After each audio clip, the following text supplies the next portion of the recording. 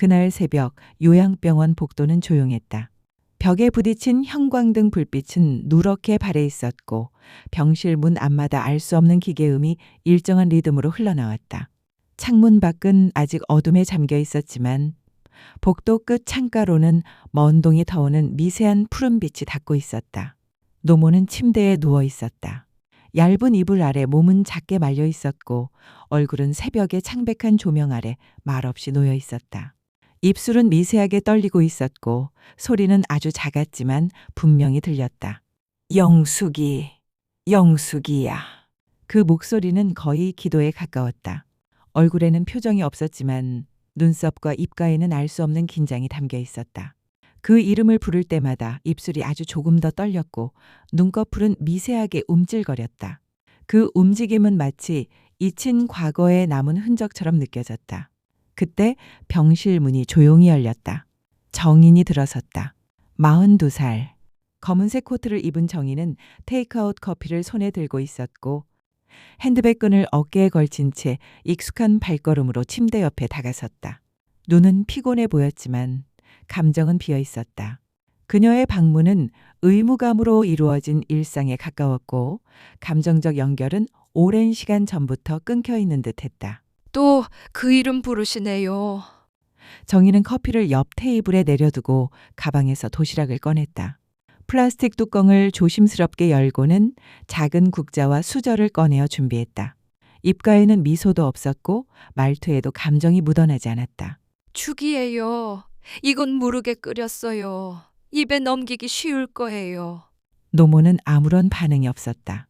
창밖을 바라보고 있는 것 같기도 했지만 시선은 어디에도 닿지 않고 멍하게 떠 있었다. 정희는 작은 그릇에 죽을 덜어 수저로 저었다. 이거라도 좀 드셔야죠. 요양비 내고도 밥 안 먹는다고 하면 또 전화 올 텐데. 정인의 말은 툭툭 던지는 듯 했지만 억지로라도 대화를 이어보려는 의도가 어렴풋이 담겨 있었다. 그녀는 노모의 옆에 앉아 수저를 들었고 이불을 살짝 젖히려는 순간이었다. 노모가 작게 몸을 떨며 다시 말을 이었다. 영숙이 안 돼. 가지 마. 정희는 손을 멈췄다. 노모는 갑작스럽게 고개를 돌리며 허공을 향해 손을 뻗었다. 손끝은 공중을 움켜쥐듯 움직였고 얼굴은 고통스러운 표정으로 일그러졌다. 영숙아, 울지 마. 안 된다고 했잖아. 노모의 목소리는 떨렸고 입가에는 눈물 한 줄기가 흘러내렸다. 정희는 한동안 말을 잊은 채 노모의 얼굴을 바라보았다. 습관처럼 반복되던 그 이름이 처음으로 낯설게 느껴지는 순간이었다. 정희는 조심스럽게 손을 내밀어 노모의 어깨에 손을 얹었다. 손끝에서 전해지는 체온은 차가웠고 몸은 떨림을 멈추지 않았다. 노모는 정인을 향해 고개를 돌렸지만 그 눈은 정인을 알아보지 못하는 듯 비어 있었다. 영숙이는 울고 있었어. 노모는 속삭이듯 말하며 시선을 다시 천장 쪽으로 돌렸다. 정인은 무언가 말하려 했지만 입을 다물고 수저를 내려놓았다. 그녀의 눈에도 알 수 없는 감정이 서서히 일렁이고 있었다. 오전 9시 무렵 정희는 요양병원 복도에 마련된 자판기 앞에 서 있었다. 커피를 뽑는 동안 휴대폰을 꺼내 메모장 앱을 열었다. 짧은 시간 동안 손가락이 머뭇거렸고 이내 몇 자가 적혔다. 영숙이 마이너스 반복 중 감정 반응 있음, 울음, 손짓, 공포 반응. 정희는 화면을 다시 꺼냈고 자판기 커피를 들고 깊게 한 모금 마셨다. 그 순간 병실 안에서 다시 노모의 목소리가 희미하게 들려왔다. 영숙아, 미안해. 정희는 병실 쪽을 바라보았다. 잠시 정적이 흘렀고 그녀는 작게 중얼거렸다. 대체 누구길래? 그날 밤 정희는 집안 깊숙한 곳에서 사진 앨범 상자를 꺼냈다.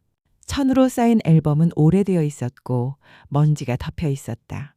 조심스럽게 표지를 열자 익숙한 과거의 장면들이 한 장씩 펼쳐졌다. 돌잔치, 초등학교 입학식, 가족여행.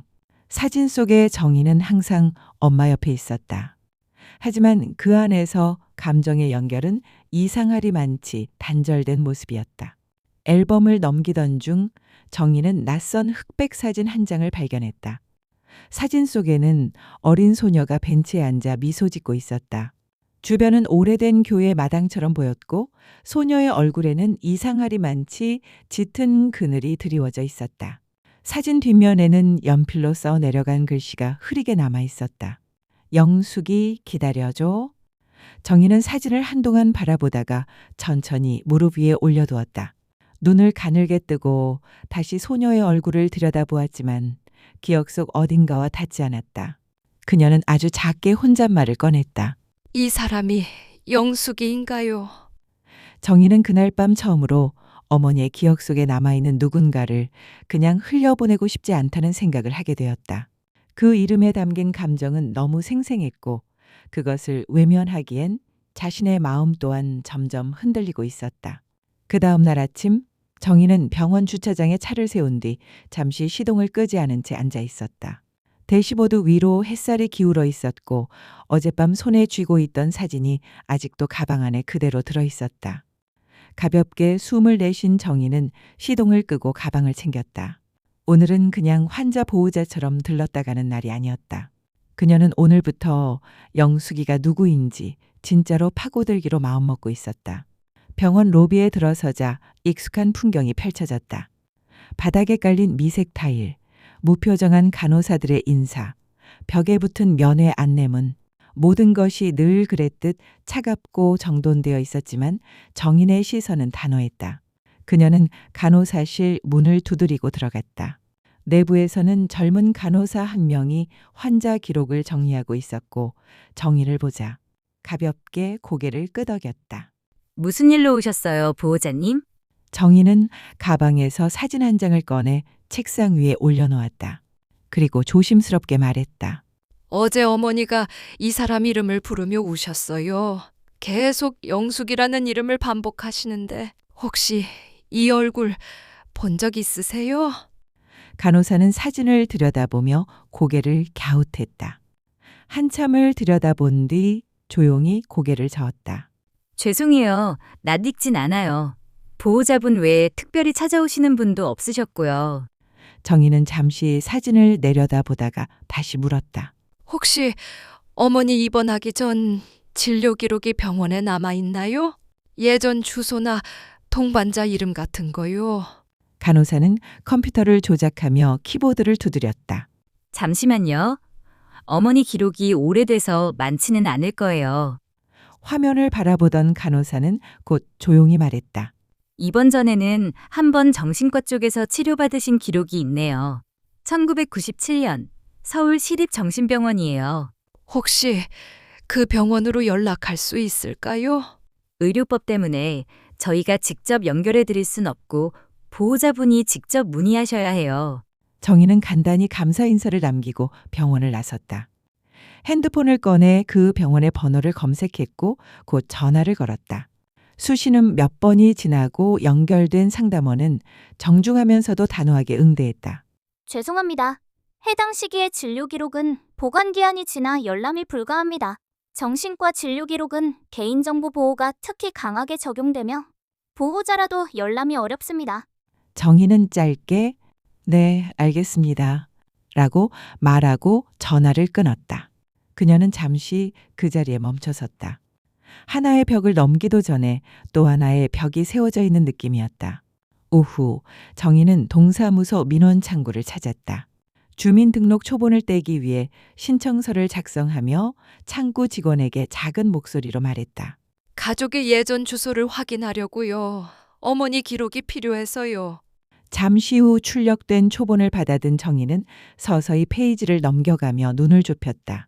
주소지는 몇 차례 바뀌어 있었고 익숙한 동네 이름들이 이어지다가 낯선 지명이 하나 눈에 들어왔다.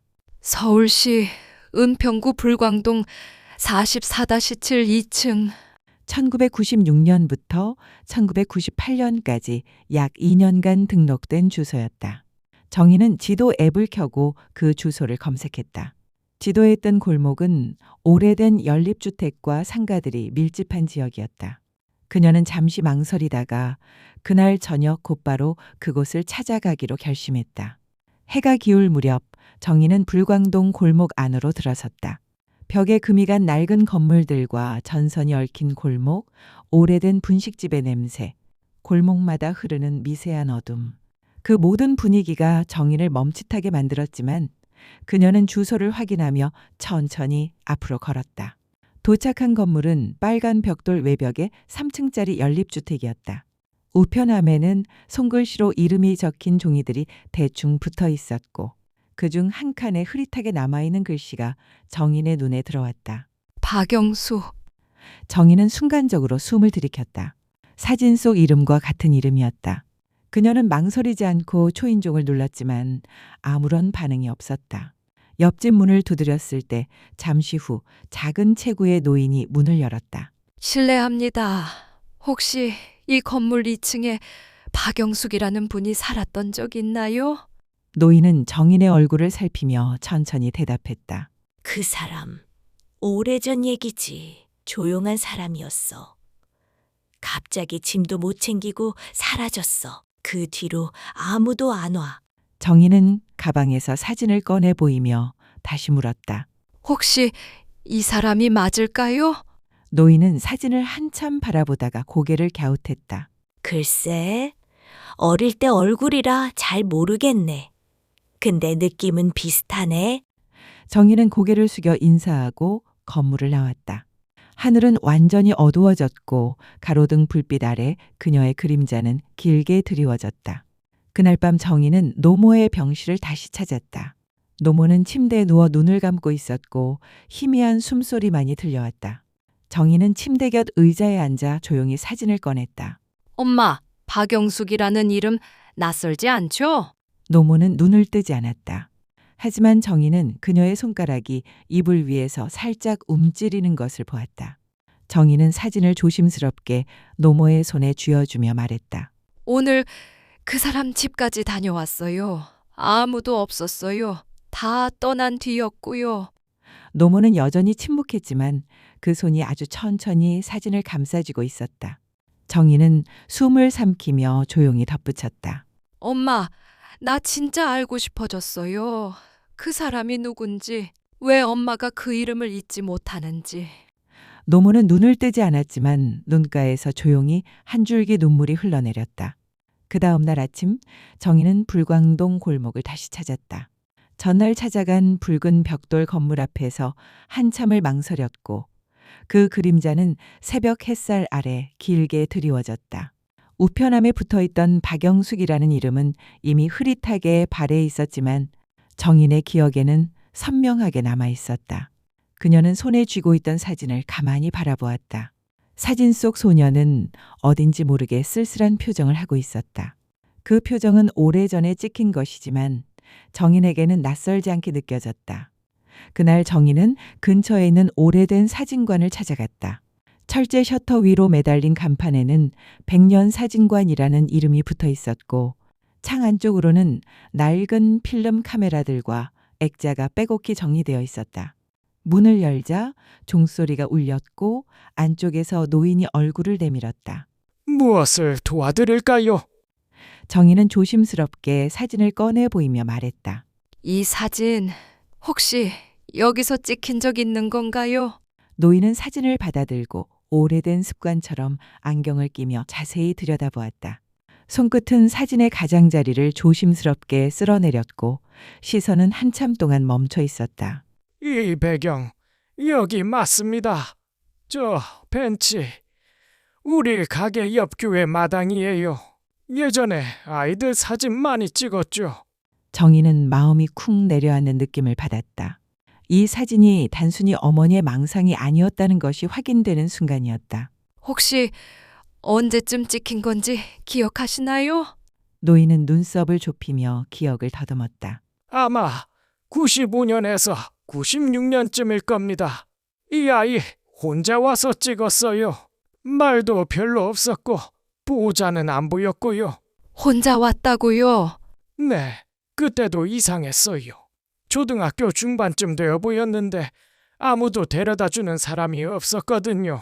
그래서 한참이나 망설이다 찍어줬죠. 정인은 짧게 고개를 끄덕였다. 마음속에서 무언가가 천천히 엉키기 시작했다. 엄마가 기억 속에 간직하고 있는 사람이 친구도 가족도 아닌 혼자 남겨진 아이였다면 그 의미는 완전히 달라질 수 있었다. 사진관을 나선 정희는 다시 불광동 골목을 돌기 시작했다. 벽에 붙은 오래된 안내판을 보며 예전 동네를 알고 있을 법한 사람을 찾고 있었다. 얼마 지나지 않아 슈퍼 앞에 의자를 놓고 앉아있던 중년 여성 한 명이 눈에 들어왔다. 정희는 다가가 인사를 건넸다. 안녕하세요. 혹시 이 동네 오래 사셨어요? 여성은 눈을 가늘게 뜨며 고개를 끄덕였다. 거의 30년 됐죠. 왜요? 정희는 사진을 내밀며 물었다. 혹시 이 아이 기억하시나요? 예전에 이 근처에 살았다고 들었거든요. 여성은 사진을 한참 바라보다가 조심스럽게 말했다. 저 아이 이름이 영숙이었던가. 맞는 것 같기도 하네요. 정말요? 혹시 어떤 아이였는지 기억나세요? 혼자였어요. 부모님 얘기는 없었고 이모 댁에서 산다고 들었는데 그 이모도 금방 이사 갔어요. 그 아이는 늘 가만히 앉아서 사람들 지나다니는 것만 봤죠. 말수도 없고. 정희는 숨을 깊게 들이쉬었다. 모든 조각들이 제자리를 찾아가고 있는 듯한 기분이 들었다. 혼자였고 조용했고 사라졌고 그 아이는 세상에서 아무도 찾지 않았고 아무도 기억하지 않았다. 하지만 단 한 사람 엄마만은 기억하고 있었다. 혹시 그 아이에게 무슨 일이 있었는지 알고 계신가요? 여성은 고개를 천천히 저었다. 어느 날 그냥 안 보였어요. 소문으론 가출했다는 얘기도 있었고 신고도 없었고요. 그냥 사라졌죠. 그날 저녁 정희는 다시 병원을 찾았다.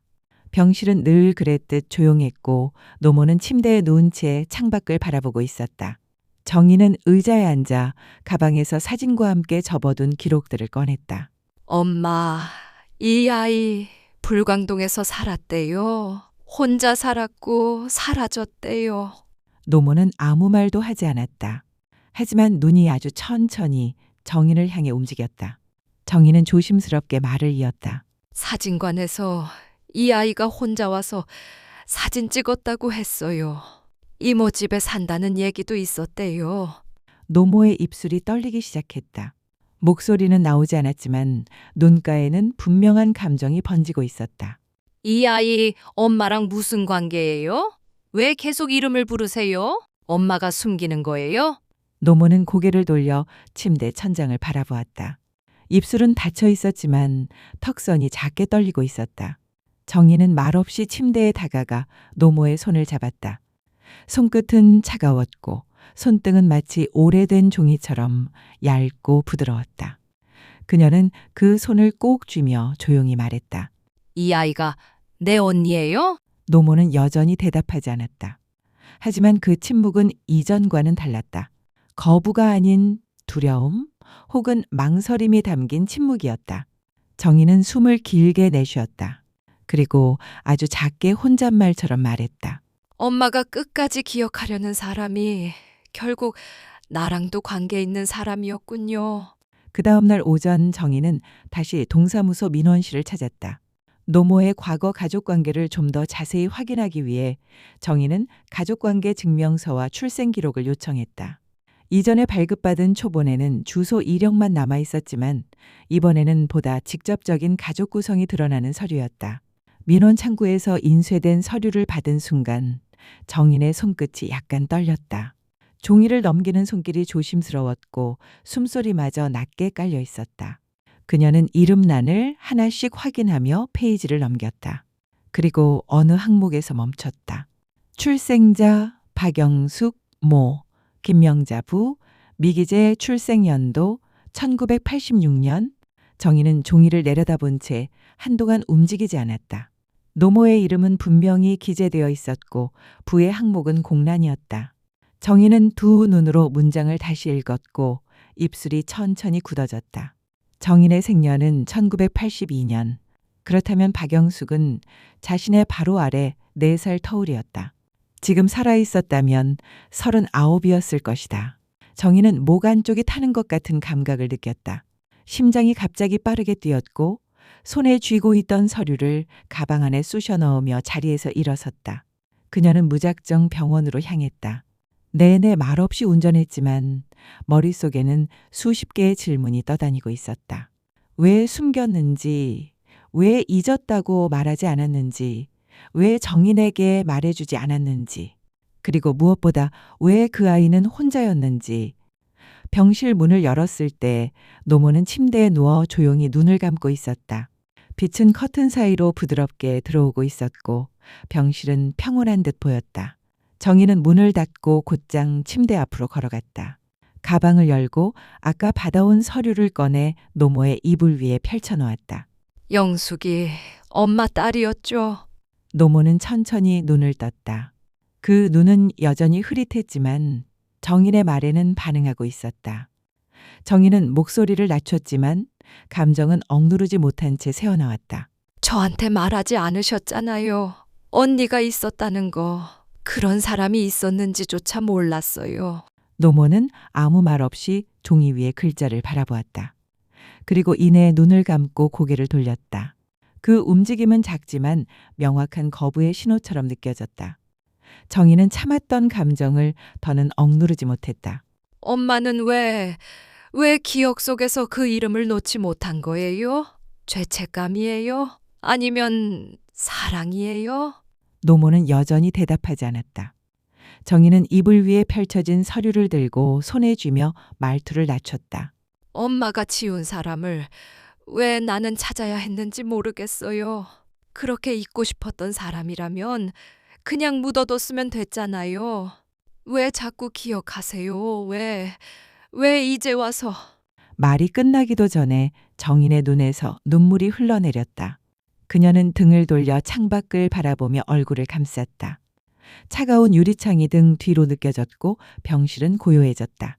그 정적 속에서 아주 작고 떨리는 목소리가 들려왔다. 나는 못 지웠어. 정희는 고개를 돌렸다. 노모는 고개를 숙인 채 입술을 움직이고 있었다. 그 애를 내가 버렸어. 정인의 숨이 멎는 듯한 순간이었다. 가슴이 죄어왔고 손끝이 저릿하게 떨렸다. 노모는 눈을 감은 채 말을 이었다. 그때 아무것도 없었어. 내 아빠도 떠나 있었고 나는 혼자였어. 그 애를 안고 병원에서 나왔는데 갈 곳도 없고 먹을 것도 없고 결국 친척 집에 맡기고 말았어. 정희는 말없이 노모의 말을 들었다. 소리는 작았지만 그 안에는 분명한 고백이 담겨 있었다. 다시는 보지 않겠다고 마음먹었는데 나도 모르게 그 애를 기다렸어. 늘 기다렸어. 정인의 손에서 서류가 바닥으로 떨어졌다. 그녀는 천천히 노모의 곁에 앉아 손등을 바라보다가 입을 열었다.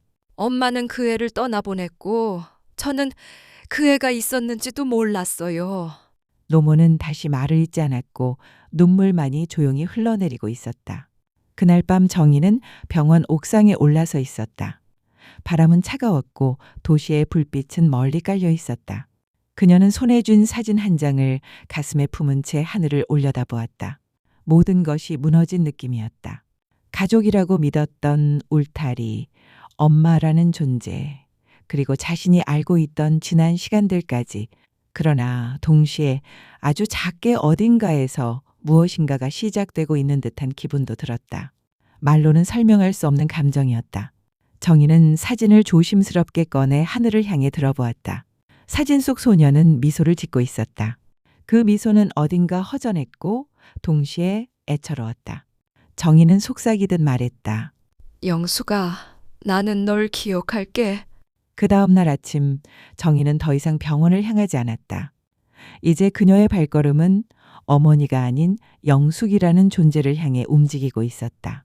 한밤의 고백 이후 정희는 집에 돌아가지 못하고 차 안에서 시간을 보냈다. 잠을 거의 이루지 못했지만 눈은 또렷했다. 긴 시간이 지나도록 묻혀있던 진실이 단숨에 파헤쳐졌고 이제 그녀는 그 흔적을 눈으로 확인해야만 했다. 정희는 시청 가족복지과를 찾았다. 과거 입양 기록, 보호시설 이력, 실종자 신고 정보 등 어떤 단서라도 찾을 수 있을지 모른다는 희망 하나로 움직인 자리였다. 민원 데스크에서 자신을 사회복지 담당자에게 안내해달라고 요청했고 대기 끝에 상담실에 들어설 수 있었다. 상담실에는 조용한 분위기 속에서 중년 여성 직원이 앉아 있었다. 정희는 준비해온 서류와 사진을 테이블 위에 꺼내놓았다. 이 아이를 찾고 있어요. 이름은 박영숙이고 생년은 1986년입니다. 어머니가 출생 기록은 남기셨지만 그 외 기록은 없어요. 직원은 서류를 넘기며 조용히 고개를 끄덕였다. 확인이 가능하려면 시간이 조금 걸릴 수 있어요. 오래된 기록은 종이 문서로 보관되다가 디지털로 이관된 것도 있고요. 정희는 조용히 고개를 끄덕였다. 몇 분의 침묵이 흘렀고 직원은 다시 컴퓨터 앞에 앉아 빠르게 키보드를 두드렸다. 박영숙, 1986년생, 은평구, 보호시설 이력 하나가 확인됩니다. 1995년, 미정원이라는 보호소에 일시 보호된 기록이 있어요. 그 후에는요? 그 이후 기록은 없나요? 직원은 다시 화면을 들여다보다가 살짝 입을 다물었다. 그 이후에는 보호소 자체가 없어졌네요. 폐쇄됐어요. 공식 기록도 거의 없어요. 위치만 있네요. 정희는 숨을 길게 들이마셨다. 거기까지라도 도달한 것이 기적처럼 느껴졌다. 몇 시간 뒤 정희는 오래된 보호소가 있었던 자리로 향했다. 주소지는 도봉구 외곽, 한때 학교였던 건물 뒤편에 조그만 보호소가 있었다는 기록이었다. 지금은 건물 자체가 모두 헐리고 작은 공원이 들어서 있었다. 공원의 중심에는 벤치 몇 개와 가로수가 놓여 있었고 그 옆으로 작은 조형물 하나가 설치되어 있었다. 그 조형물에는 과거 보호소의 흔적을 기리는 문구가 새겨져 있었다. 여기에는 한때 작고 조용한 집이 있었습니다. 아이들은 늘 잠시 머물다 세상으로 나아갔습니다. 정희는 벤치에 앉아 종이봉투 안에서 사진을 꺼냈다. 사진 속 영숙이의 얼굴은 여전히 또렷했고 고요한 미소는 흐리지 않았다. 그녀는 공원 안을 둘러보며 조용히 속삭였다. 여기 있었구나. 정말로요, 여기 살았구나. 그녀는 사진을 품에 안고 벤치에 앉아 한동안 움직이지 않았다. 머릿속으로는 수없이 상상해왔던 얼굴, 말투, 목소리, 표정들이 지나갔다. 그녀는 그런 적이 단 한 번도 없었는데 마치 함께 자라온 언니의 빈자리를 기억하는 듯한 착각이 들었다. 그날 저녁 정희는 집으로 돌아가는 길에 근처 공동묘지 공원에 들렀다. 인터넷을 뒤져보니 보호소에 지냈던 아이들 중 일부가 기록 없이 세상을 떠났을 경우 이곳에 안치된 사례가 있다는 글을 발견했기 때문이었다. 묘지 입구는 어두웠고 표지석에는 무연고 구역이라는 단어가 새겨져 있었다. 정희는 발걸음을 옮기며 비석 하나하나를 천천히 살펴보았다. 이름 없이 번호만 적힌 작은 표식들이 줄지어 놓여 있었고 바람은 조용히 나뭇가지를 흔들었다. 그녀는 한 비석 앞에서 멈췄다. 작은 돌멩이 위에 바랜 국화꽃 하나가 놓여 있었고 옆에는 1996, 0608이라는 날짜가 새겨져 있었다. 누군가가 남긴 작은 쪽지가 반쯤 흙에 묻혀 있었다. 정희는 조심스럽게 쪽지를 꺼내 펼쳤다. 기다려줘. 내가 널 기억할게. 그 순간 정희는 숨이 막히는 듯한 감정을 느꼈다. 시간이 멈춘 것처럼 주위가 조용해졌고 뺨 위로 바람이 지나갔다. 그 글씨는 다소 흐릿했지만 똑같은 말이 떠올랐다. 앨범 속 사진 뒷면에 쓰여있던 문구. 영숙이 기다려줘. 그 문장은 지금 정인의 손안에도 마음속에도 그대로 남아있었다. 정인은 다시 묘역 중앙으로 돌아와 무릎을 꿇었다. 자신이 누구였고 무엇을 놓쳤고 왜 여기까지 오게 되었는지 복잡한 감정이 뒤섞였다. 그러나 한 가지는 분명해졌다. 영숙이라는 존재는 엄마의 기억 속에만 있는 이름이 아니라 자신의 생에도 깊이 닿아있던 잃어버린 피와 시간의 증거였다. 정희는 고개를 숙이며 조용히 속삭였다. 이제 내가 기다릴게. 엄마 말고. 나도 널 기억할게. 바람은 조용히 불었고 날이 저물었다. 정인의 그림자는 묘역 위로 길게 늘어져 있었고 하늘에는 낮은 구름이 드리워져 있었다. 그러나 마음 한구석에는 처음으로 어딘가 작고 단단한 온기가 피어오르고 있었다. 그날 저녁 정희는 병원에 도착하자마자 천천히 숨을 들이쉬었다. 건물의 입구는 여전히 차가운 형광등 아래 놓여 있었고 바닥엔 어제와 같은 무늬의 빛이 길게 그려져 있었다. 하지만 오늘은 그 빛이 낯설지 않았다. 무언가를 마주할 준비가 된 사람만이 내딛는 발걸음처럼 그녀의 걸음은 조용하고 단단했다. 병실 문을 열었을 때 노모는 창가 쪽 의자에 앉아 있었다. 그녀는 창밖의 어둠을 바라보며 두 손을 무릎 위에 모아두고 있었고 아무 말도 하지 않고 있었다. 정희는 조용히 문을 닫고 안으로 들어갔다. 익숙한 병실의 냄새가 공기를 타고 스며들었고 그녀는 의자 하나를 끌어 어머니 옆에 앉았다. 잠시 정적이 흘렀다. 노모는 정인의 기척을 느끼고 고개를 돌렸다. 눈빛에는 흐릿한 피로가 묻어 있었지만 동시에 정인을 바라보는 시선에는 예전보다 조금 더 오래 머무는 움직임이 있었다.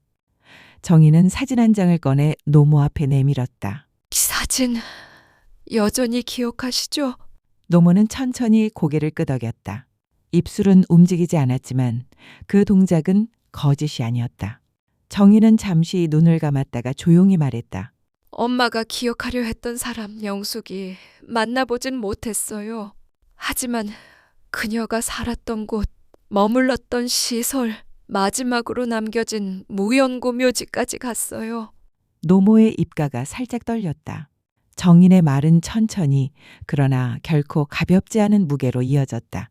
그 애는 누구에게도 기억되지 않았더라고요. 기록도 사람들도 다 사라졌어요. 근데 엄마는 끝까지 잊지 않으셨죠? 노모는 시선을 바닥으로 떨구며 조용히 입을 열었다. 내가 잊지 않았던 게 잘한 걸까? 그 목소리는 마치 스스로에게 묻는 말처럼 들렸다. 정희는 손에 쥐고 있던 사진을 바라보다 한참 만에 대답했다. 엄마는 잊고 싶었겠죠. 죄책감이든 모욕감이든 감당이 안 됐을 테니까. 노모는 눈을 감았다. 그리고 한참을 침묵한 끝에 아주 작게 속삭이듯 말했다. 그 애가 사라졌을 때 아무도 찾지 않았어요. 나도 찾지 않았고. 정희는 숨을 삼켰다. 그녀는 오래전부터 상상도 하지 못했던 말을 지금 듣고 있었다. 그 말은 너무 조용했지만 그녀의 가슴을 무겁게 내리눌렀다. 그게 나한테는 용서가 안 됐어요. 아무리 상황이 그랬어도 내가 낳은 아이였는데 어떻게 그렇게. 정희는 한 번도 보지 못했던 어머니 얼굴을 마주했다. 강하고 무뚝뚝하던 그 모습은 없었고 눈앞에는 오로지 한 사람의 죄의식에 잠긴 인간만이 있었다. 엄마, 저는 그 애의 존재조차 몰랐어요. 근데 지금은 그게 미치도록 억울해요. 같이 있었으면 좋았을지도 모르겠다는 생각이 자꾸 들어요. 노모는 고개를 들지 않았다. 정인의 목소리는 떨리고 있었고 눈가는 이미 젖어 있었다. 왜 말 안 하셨어요? 왜요? 왜 저한테? 그녀는 더 말을 잇지 못하고 얼굴을 감쌌다. 병실 안에는 정인의 울음소리가 조용하게 번져갔다. 노모는 천천히 손을 들어 정인의 어깨에 얹으려다 말았다. 그 손은 허공에서 망설이다가 천천히 내려왔다. 그리고 아주 오래된 습관처럼 노모는 정인의 이름을 불렀다. 정인아. 그 짧은 한마디에 정인은 고개를 들었다. 그 이름은 이상하리만큼 오랜만에 들은 듯 그녀의 귀에 낯설게 다가왔다. 노모는 떨리는 입술로 말을 이었다. 내가 그 애를 대신 기억해 주어서 고맙다. 정인은 입을 꾹 다물었다. 그 말은 사과도 아니었고 변명도 아니었다. 그러나 그 안에는 수십 년 동안 눌려있던 감정의 조각들이 담겨 있었다. 그녀는 조용히 고개를 끄덕였다. 이제 엄마도 그 아이를 혼자 기억하지 않아도 돼요. 노모는 눈을 감으며 고개를 아주 천천히 끄덕였다. 병실 안에는 바람 한 점 없었고 조용한 불빛만이 흐르고 있었다. 그러나 그 침묵 속에서 어쩌면 처음으로 두 사람의 마음이 어렴풋이 이어지는 기척이 느껴졌다. 며칠이 지나고 정희는 책상 앞에 앉아 있었다. 좁은 원룸 한켠, 커튼 사이로 비가 부드럽게 떨어지고 있었고 창가에는 스탠드 불빛만이 조용히 빛나고 있었다. 그녀의 앞에는 펼쳐진 노트북과 스캐너, 그리고 수십 장의 사진들이 정리되어 있었다. 그 가운데 색이 바랜 한 장의 사진이 조심스럽게 놓여 있었다. 영숙의 사진이었다. 사진 속 소녀는 여전히 조용한 미소를 머금고 있었고 정희는 그 얼굴을 더 이상 낯설게 바라보지 않았다. 그녀는 천천히 손을 뻗어 사진을 스캐너에 올렸다.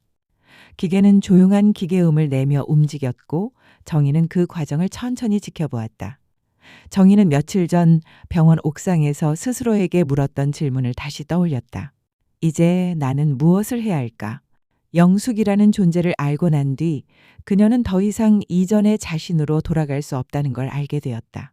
그 이름을 알고 이야기를 따라가고 그 끝에 숨겨졌던 죄와 상실과 사랑을 알게 된 지금 그녀는 선택해야 했다.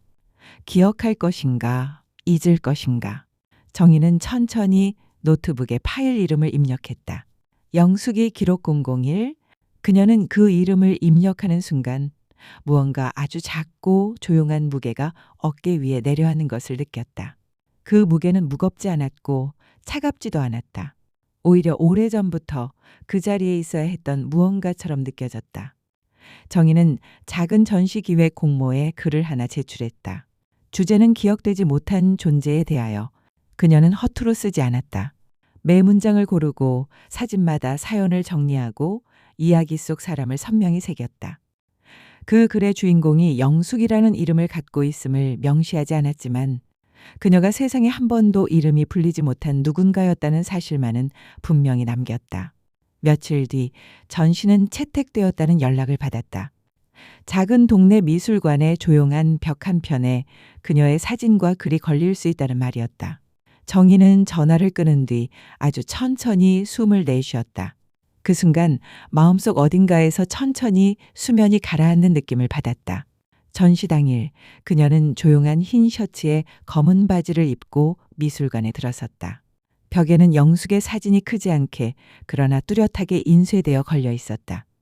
그 아래에는 그녀가 직접 적은 글이 함께 붙어 있었다.